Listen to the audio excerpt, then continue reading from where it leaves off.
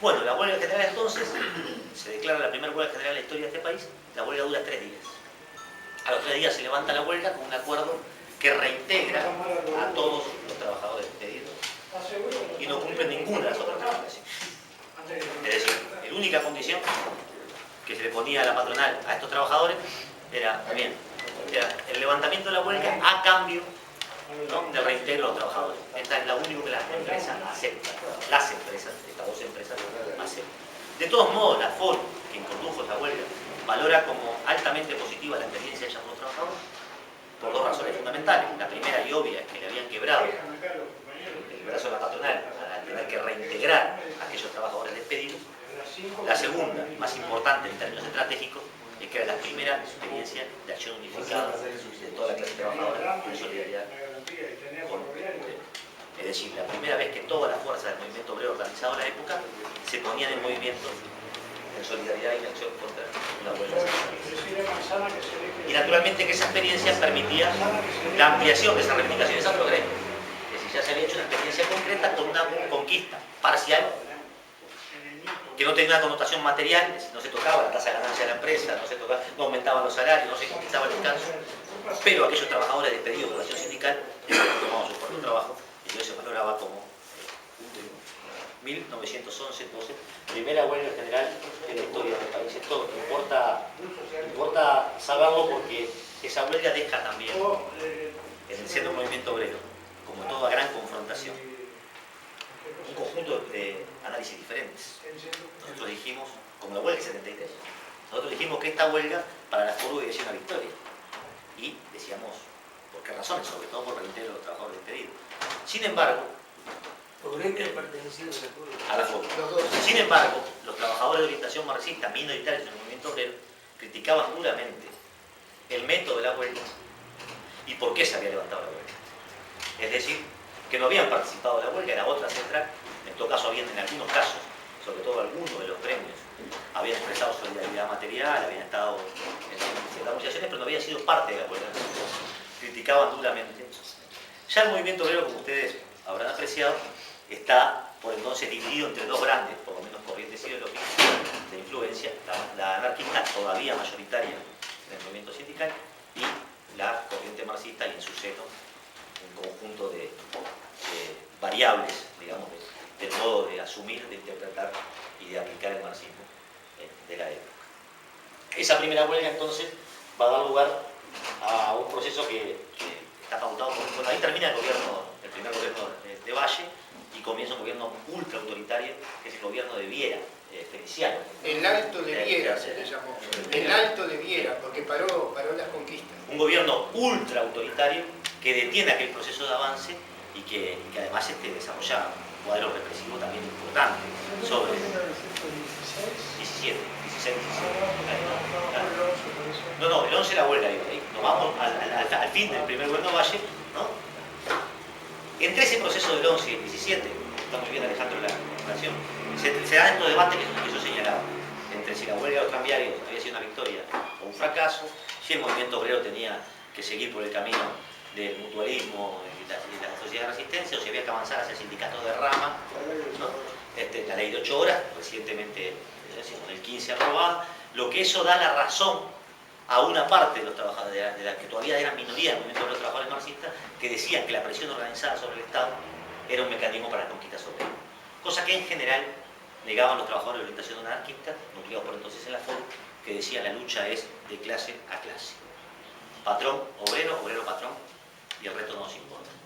Eso era lo que predominaba en la cabeza de la FORU.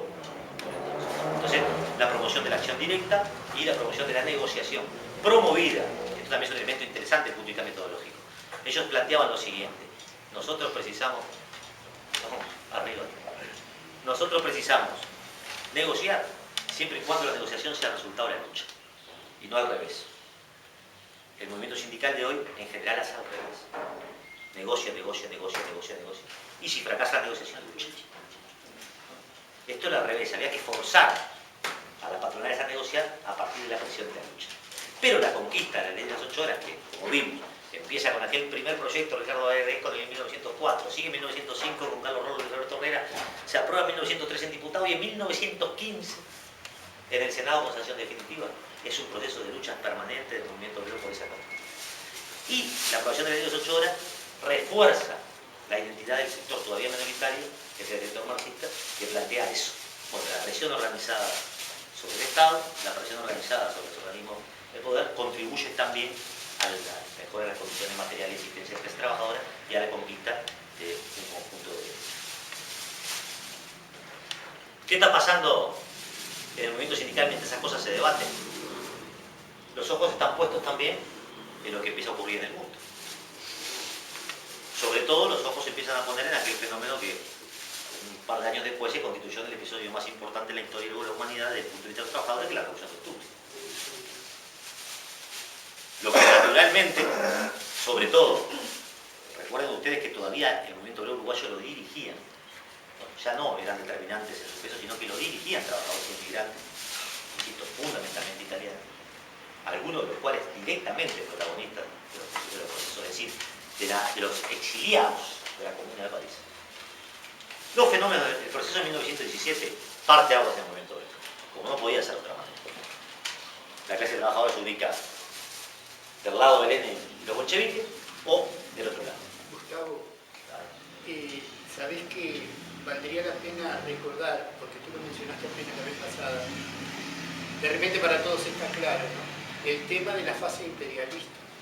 Sí, bien, dale. Dale. No, pero dale. No, a ver, hay un hecho que a veces lo damos por obvio y no lo es tanto. Habíamos dicho que la clase obrera europea había perdido combatividad a fines del siglo XIX. Eso se debe a que había logrado conquistas reales, se habían creado partidos obreros fuertes que estaban en el Parlamento, ya legales, pero además porque los gobiernos burgueses de Europa estaban haciendo concesiones porque en realidad habían exportado capitales, había un monto fenomenal de capitales, lo vamos a ver en economía, la fusión del capital bancario con el capital industrial, había creado el capital financiero. El capital financiero, ahora, en vez de vender mercancías, como vendía Inglaterra en el siglo XVIII, armaba fábricas afuera, en países pobres donde no había ninguna conquista. Y por lo tanto la jornada era mayor, la cuota de explotación y la cuota de plusvalía era mucho mayor. Entonces, de todo eso que se explotaba afuera, permitía gotear algunos beneficios a la clase obrera inglesa, a la clase obrera francesa. ¿Para qué? Para que no hubiera nunca más una Comuna de París. Esta fase del capitalismo se le llama imperialismo y se dice que tiene 5 rasgos fundamentales. Es decir, ya ahora no va a ser, como decía Gustavo, la concepción del aforo, clase contra clase en el país, sino que muchas veces los propietarios explotadores, en Sudáfrica, en la China, que era un país saqueado, son extranjeros. Y se genera de parte de la clase obrera tareas nuevas, tareas que después se llamaron más adelante de liberación nacional, donde la clase obrera logra algunas políticas de alianzas porque ahora el saqueo es riqueza que se va para afuera. A la lucha obrera central se le unen otras consignas. Y eso hace que toda esa fenomenal lucha que nosotros vimos en Francia, sobre todo con la Comuna de París, en Inglaterra, todo eso, con el cartismo, con todo eso que fueron pioneros, ahora la lucha en Europa se va a desplazar a la parte periférica de Europa, sobre todo a Rusia, que era un país recontra atrasado, donde el petróleo estaba en manos de los alemanes, en Bakú. Entonces ese cambio también genera un protagonismo nuevo del proletariado de América Latina. Entonces eso también es el factor externo que después se desarrolla mucho más cuando estalla la Revolución Rusa, pero yo no quería que Gustavo trabajara sobre la Revolución Rusa, que generó un gran despelote. Por eso que decía Gustavo, un obrero de Montevideo sabía más en 1917, sabía más lo que pasaba en Madrid que lo que pasaba en Cerro Largo. Sin ninguna duda. Es bien pertinente la aclaración de Gonzalo, porque además el imperialismo va a marcar el conjunto de relaciones entre el capital y el trabajo durante todo el siglo XX. Y ahí la apreciación de Lenin, sobre todo en torno al reparto del mundo entre colonias y la fusión del capital financiero, digamos, la aparición del capital financiero, son elementos centrales que hasta el día de hoy explican la realidad. Y que explican las guerras. Bueno, sobre todo que explican la guerra. Por el reparto de zonas de influencia. Y como mecanismo que el capitalismo tiene para reconocer sus crisis. Cada vez que una crisis es importante, lo que hay que empezar a ver es la guerra que le sigue. Y si uno quiere seguir la ruta de la guerra futura, tiene que empezar a ver la crisis, los recursos naturales en esta etapa del capitalismo, gas, petróleo, etc. Pero entonces, el movimiento sindical de 1917 estallan en formidables polémicas en torno a en qué lugar colocarse respecto a la Revolución de Octubre. Buena parte de los trabajadores, incluso los trabajadores del Aforo, empiezan a decir, no, pero acá pasó algo, ¿no? Sí, esto es una experiencia, acá